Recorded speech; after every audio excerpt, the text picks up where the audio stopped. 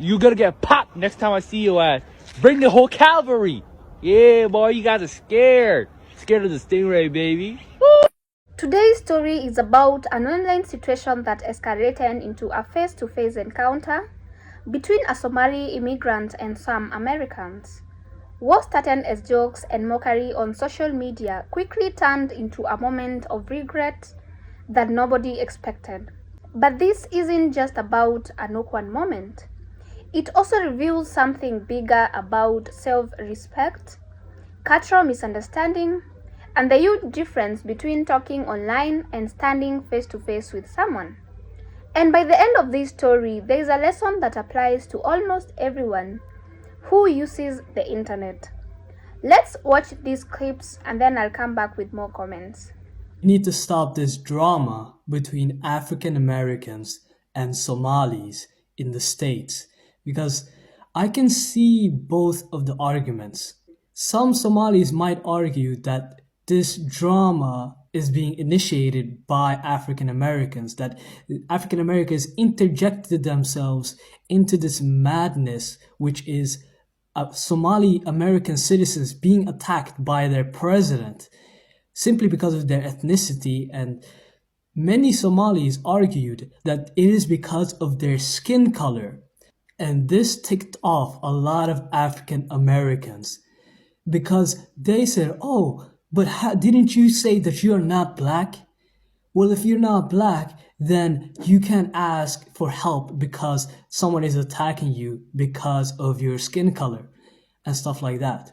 But one huge difference that we need to understand is that when Somalis say they are not black, they mean culturally, ethnically, they are not black. Or in other words, they don't identify with their skin color, but the rest of the world identifies them by their skin color.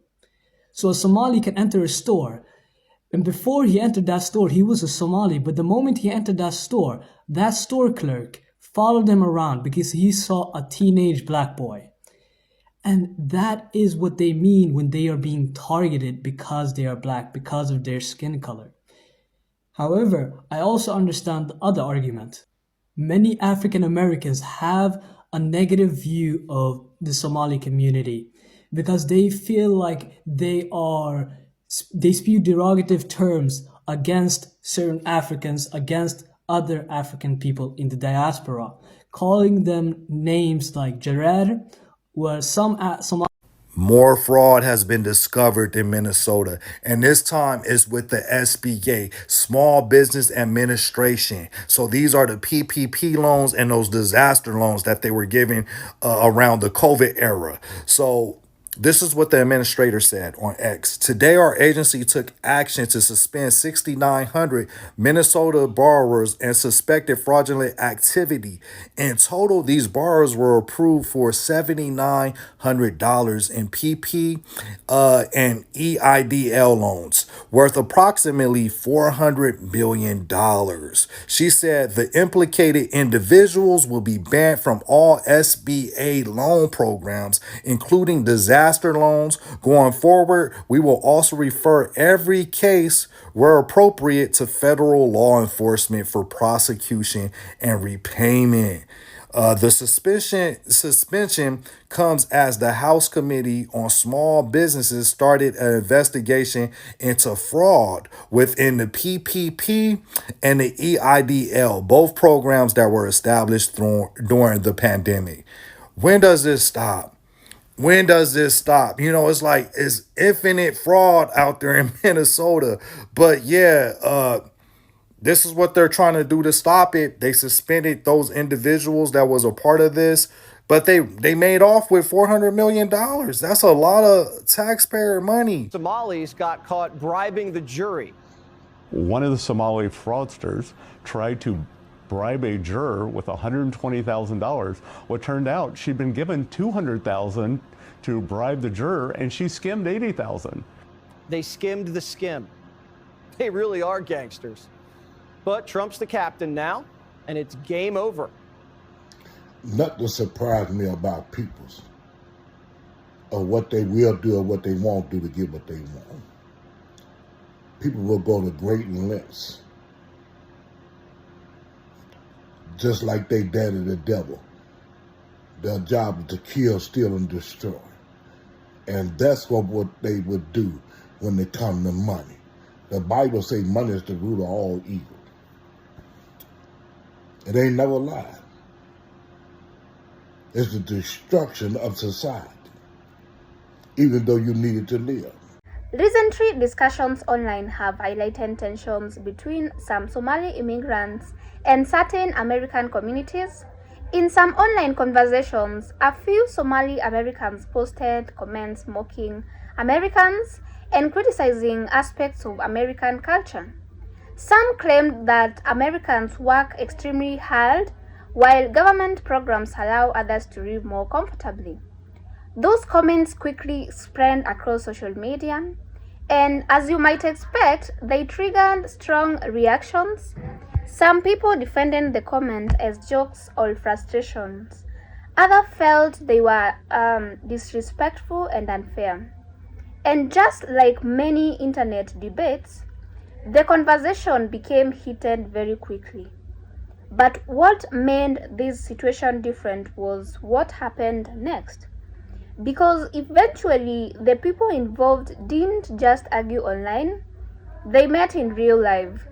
Talking about Abdimajad Mohammed Nur. He's going to spend the next 10 years, though, in federal lockup after investigators say he took part in a $48 million COVID-19 pandemic scam. So this was part of a meal fraud scam, Trace. They spent hundreds of millions of dollars that were meant to feed hungry American kids on a lot of different things. They took stacks and stacks of cash like you're looking at here. They were blown on luxury cars. Let's buy an Audi. Let's buy a waterfront property out in Minnesota. And if you have time, let's go to a private villa out in the Maldives. That would be nice. Well, that's what they did, according to prosecutors. They showed these video clips, Trace, of the fraudsters popping bottles of champagne out on that luxury getaway. Police say the men were happy to be cashing in. They were texting each other, "You're going to be the richest 25-year-old, God willing." What is being called the largest fraud scam in history? It happened on Minnesota Governor Tim Walz's watch. Today, the Democrat who ran for vice president launched a fraud prevention program. Critics say that's a little too late. The White House has slammed him for failing not just his state of Minnesota, but the country. He pushed back. You can't have one without the other. Any amount of fraud is too much. That's why over the last several years, we've made many systematic changes to state government to both detect fraud and hold those accountable after it happened. Year after year, we brought new ideas to the legislature to stay ahead of the evolving tactics, and they are evolving. Okay, so it doesn't stop there, though. Prosecutors. So one reason this story gained so much attention is because of the communities involved. Places like Minnesota have become home to one of the biggest Somali communities in the United States. So over the past few decades, many Somali families moved there seeking safety and even new opportunities. So today, Somali Americans contribute to the community in many ways through businesses, education, public service, and culture. At the same time, whenever people from different cultural backgrounds live in the same place, misunderstandings can happen. So differences in experiences, values, and expectation can create disagreements. Most of the time, these differences are handled through conversations and cooperation, but occasionally, social media amplifies those tensions. And when that happens, situations like the one in this story emerge. Not scared. So I'm citizen. I'm happy. I'm United States. I brought up America. I'm happy. So why you asking me? Some guys asking me, give me basmati, give me a green card. Why? Why you asking me? Almost every Somali person living here is a citizen. There's more than 100,000 Somalis in Minnesota. Roughly 84,000 reside in the metro. The journey from Somalia started decades ago. My family immigrated here to Minneapolis, to Minnesota in 1993. As my father says, we came to a cold place, but we found people with warm hearts. My parents wanted to provide us a good opportunity for us to chase after that American dream, right? Many fleeing from civil war, crossing continents for a chance to build something. a chance for their children. For Sumaya Mahmoud, her parents' struggle paved the way for her to shine. Despite the rhetoric, she's grateful to be Somali and American. One thing they taught me was resilience and not letting, other people's perception of you limit what you can do for yourself. I was born in Kenya, and then I grew up here, started kindergarten, K through 12, all the way up to college here in Minnesota. For having me. There are much deeper issues. I've moved into the U.S. And in Maine about 11 years ago, and basically the first question that members of my community asked me which tribe, I belong to, and when I mentioned, so I fell into that category. So there's a deeper tribal rivalry going on in the community, much larger than anybody can actually imagine. And then interestingly enough, even though I spoke very good English, one of the things that I was told to do is go find a discounted housing Section 8, which I didn't know what actually it was, and sign up for all the other community benefits within the government or the state. And my response was, I'm actually here to work and build, basic and become part of the American fabric, which is Abdi, pretty much what I've been working on for a while. I'm incredibly fascinated by what you're having to say, so much so that I'm sorry to interrupt, but I just want to clarify. So when you felt that pressure and you were told to go join, public welfare programs once you moved here, where was that pressure coming from? Are you saying it's like cultural, like neighborhood, like neighbors telling you this is what you should do? How were you pushed in that direction?